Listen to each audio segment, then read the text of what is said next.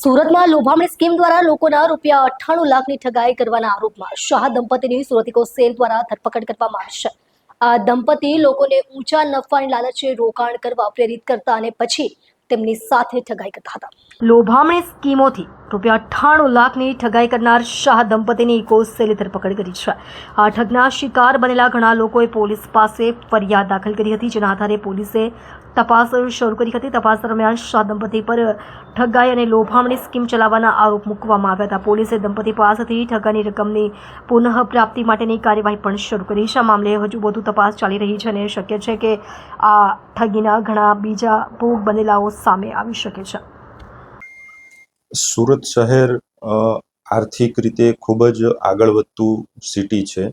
સુરત શહેરની અંદર હીરા ઉદ્યોગ છે, કાપડ ઉદ્યોગ છે અને અલગ અલગ જમીનોની અંદર પણ લેતી દેતી વેચાણ થતા હોય છે, જેની અંદર કોઈ પણ પ્રકારનું ફ્રોડ ન થાય એના માટે સુરત શહેરની અંદર ઇકોનોમિક ઓફેન્સ વિંગ ખોલવામાં આવેલ હતું, જેમાં આવા પ્રકારના ફ્રોડ કરનાર ઈસમો વિરુદ્ધ કડકમાં કડક કાર્યવાહી થાય, જેના માટે પોલીસ કમિશનર શ્રી અનુપમસિંહ ગેહલોત સાહેબ, અમારા joint commissioner Shri, DCP Shri તમામ દ્વારા સૂચના આપવામાં આવેલી છે કે આવા પ્રકારના કોઈ પણ પ્રકારના ફ્રોડ થાય તો તેમની વિરુદ્ધમાં તાત્કાલિક પગલાં લેવામાં આવે અને તેમને જેલ હવાલે કરવામાં આવે।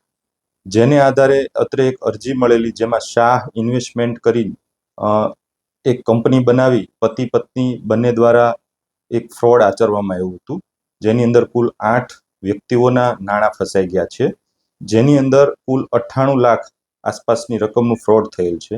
અગાઉ પણ આ દંપતી વિરુદ્ધ ગુનાઓ દાખલ થયેલા છે, જે લાજપોર જેલની અંદર હોય, જેમના કોર્ટના હુકમના આધારે કબજો મેળવી એરેસ્ટ કરવામાં આવેલા છે અને આગળની કાર્યવાહી